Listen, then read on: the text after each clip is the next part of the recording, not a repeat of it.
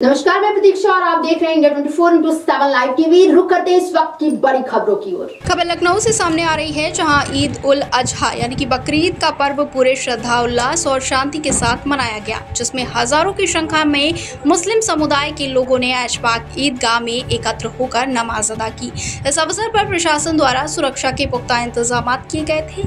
ईदगाह परिसर और उसके आसपास ड्रोन कैमरों, सीसीटीवी निगरानी, बम निरोधक दस्तों और बड़ी संख्या में पुलिस बल तैनात की गई थी, जिससे कहीं भी किसी भी तरह की अप्रिय स्थिति से निपटा जा सके। नमाज के दौरान मौलाना राशिद फिरंगी महली ने देश और समाज की भलाई के लिए दुआ की और उपस्थित लोगों को संबोधित करते हुए अपील की कि सभी लोग ईद के पर्व को आपसी सौहार्द, नियमों और प्रशासन द्वारा जारी की गई गाइडलाइनों के अनुरूप मनाएं। उन्होंने विशेष रूप से ये भी कहा कि खुले स्थानों पर कुर्बानी न करें और साफ सफाई और पर्यावरण का ध्यान रखते हुए निर्धारित स्थानों पर ही कुर्बानी की जाए। साथ ही मौलाना ने कहा कि इस्लाम में साफ सफाई और शांति का विशेष महत्व है और हमें अपने आचरण से ये संदेश देना चाहिए कि ये पर्व बलिदान, भक्ति और भाईचारे का प्रतीक है। प्रशासन और धर्मगुरुओं के समन्वय से ये पर्व लखनऊ में शांतिपूर्ण संपन्न हुआ, जिससे समाज में एक सकारात्मक संदेश पाया गया और धार्मिक सौहार्द की मिसाल पेश की गई। लखनऊ से संवाददाता निखिल रस्तोगी की रिपोर्ट। आज ईद उल अजहा का त्यौहार पूरे मुल्क में बहुत अच्छे माहौल में मनाया जा रहा है। हमारे यहाँ ईदगाह लखनऊ में बड़ी तादाद में लोगों ने नमाज़ पढ़ी और नमाज के बाद मुल्क की तामीर और तरक्की और हिफाजत के लिए दुआ की गई। और इस मौके पर लोगों से ये अपील की कि जो इस्लामी सेंटर ने ईद उल अजहा एडवाइज़री जारी की है, उस पर अमल करते हुए क़ुरबानी में सब लोग साफ़ सफाई, हाइजीन और क्लीनलीनेस का ज़रूर ख्याल रखें। और मैं इसमें यहाँ के जो धर्मगुरु हैं, मौलाना हैं, मैं उनको भी साधुवाद दूंगा कि उन्होंने अछरसा जो संदेश दिया अपनी कौम को, और पहले ही उन्होंने भी सरकार की गाइडलाइन आई और सरकार की गाइडलाइन के साथ उनकी गाइडलाइन भी आ गई कि हम लोग यथा स्थान पर ही नमाज अदा करेंगे और कुर्बानी भी वहीं पर अदा करेंगे जहाँ पर जो स्थान तय है। तो मैं समझता हूँ कि धर्मगुरुओं का बहुत बड़ा रोल है कि पर्व शांति से मने।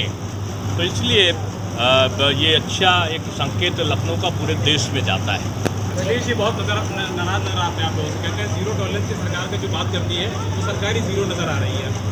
अब देखिए, विपक्ष में जो मेरा नागा नहीं हुआ है, कोई भी पर्व होता है तो यहाँ से मौलाना साहब हमारे ऐशबाग रामलीला का जब उत्सव होता है तो उसके रास्ते में स्वागत का व्यवस्था और तमाम चीज़ें होती है। जब ईद का या बकरीद का समय होता है तो हम लोग हर बार आते हैं।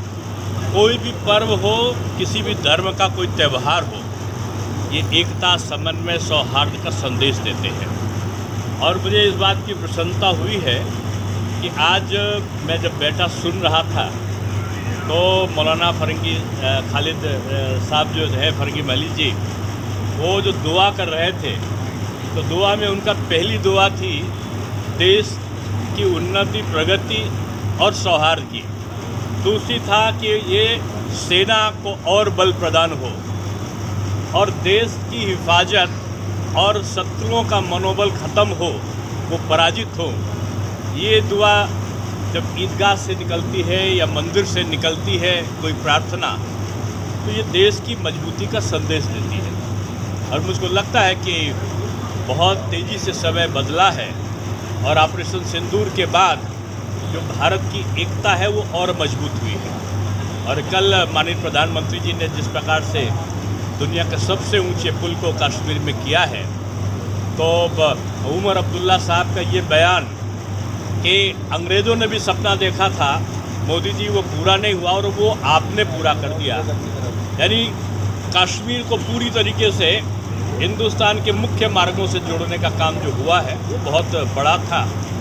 ये आज ईद उल अजहा का जो पर्व है वो यही एकता का संदेश दे, समन्वय का संदेश दे और ये भारत राष्ट्र मजबूती से अपने 140 करोड़ लोगों को लेकर पूरी दुनिया में अपनी ताकत को दिखा सके, यही ईश्वर से कामना है। सरकार की तरफ से जो गाइडलाइन